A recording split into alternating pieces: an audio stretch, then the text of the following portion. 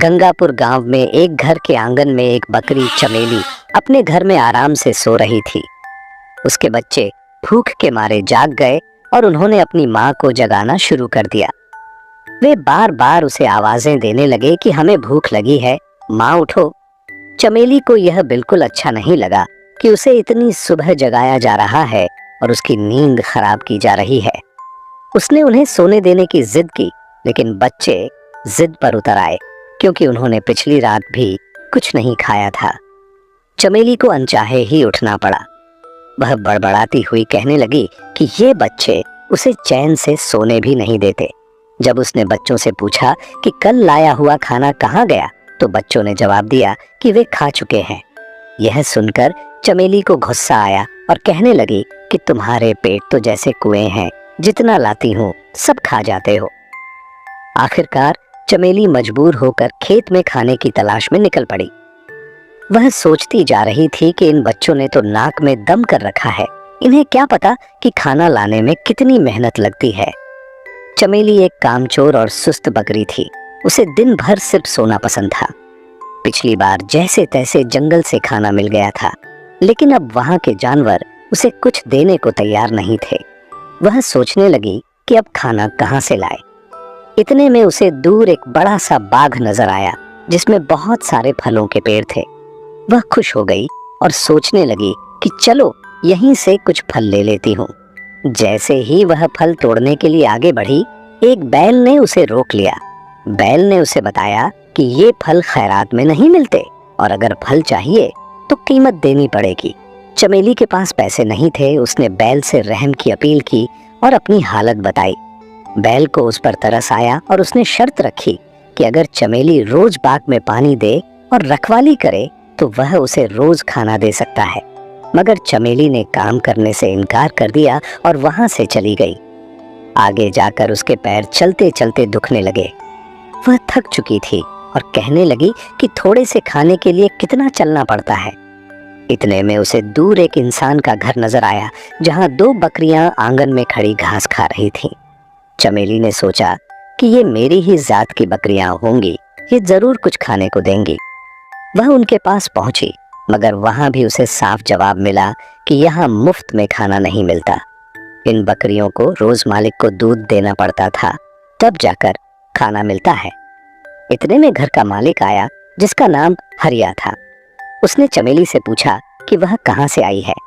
चमेली ने बताया कि उसके बच्चे भूखे हैं, उसे खाने की जरूरत है। हरिया ने भी शर्त रखी कि अगर वह दूध दे तो रोज अच्छा खाना देगा, मगर चमेली ने इनकार कर दिया और वहां से भी चलती बनी।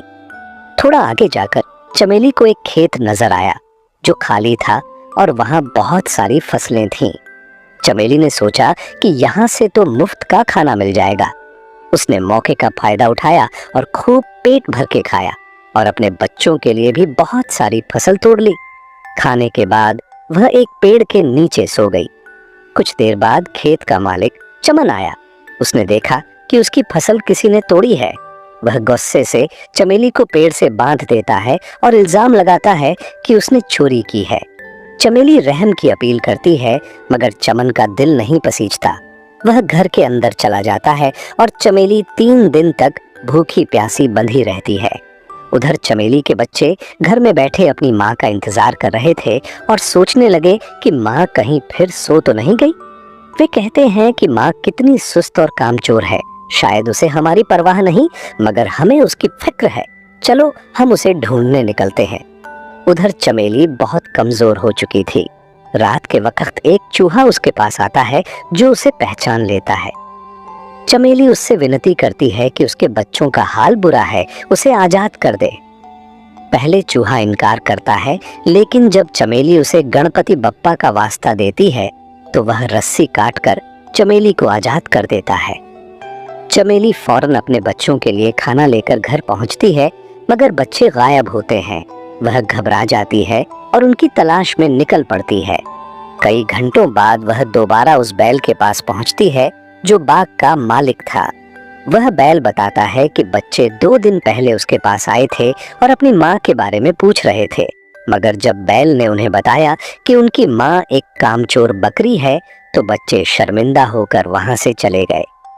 चमेली रोती हुई बच्चों की तलाश में हर तरफ भटकती है और चलते चलते हरिया के घर पहुंचती है। हरिया उसे पहचान लेता है और पूछता है कि वह फिर चोरी करने आई है। चमेली बताती है कि वह सिर्फ अपने बच्चों की तलाश में आई है। हरिया बताता है कि वे तीनों बच्चे उसके पास भूखे प्यासे आए थे और उसने उन्हें खाना खिलाकर रुखसत किया। वह बताता है कि खाने के बाद वे अपनी माँ की तलाश में निकले, मगर एक शेर ने उन्हें पकड़ लिया। यह सुनकर चमेली के होश उड़ जाते हैं और वह फूट फूट कर रोने लगती है। उसे एहसास होता है कि बच्चों की मौत की जिम्मेदार वह खुद है, क्योंकि उसने काम न किया, सिर्फ आराम को तरजीह दी। अगर वह उस दिन बैल की बात मानकर काम कर लेती या हरिया की शर्त मान लेती तो उसके बच्चे आज जिंदा होते।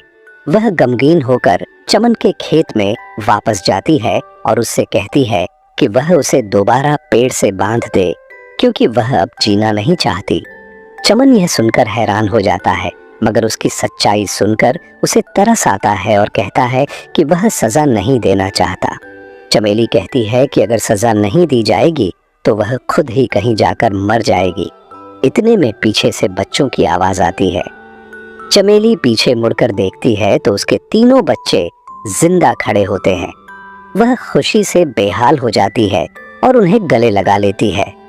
बच्चों को बचाने वाला चूहा बताता है कि जब उसे पता चला कि बच्चों को शेर ने घेर लिया है तो वह फौरन पहुंचा और शेर को डराकर बच्चों को बचा लाया। चमेली हरिया से कहती है कि वह अब हमेशा उसके खेत में मेहनत करके अपने बच्चों के साथ रहना चाहती है।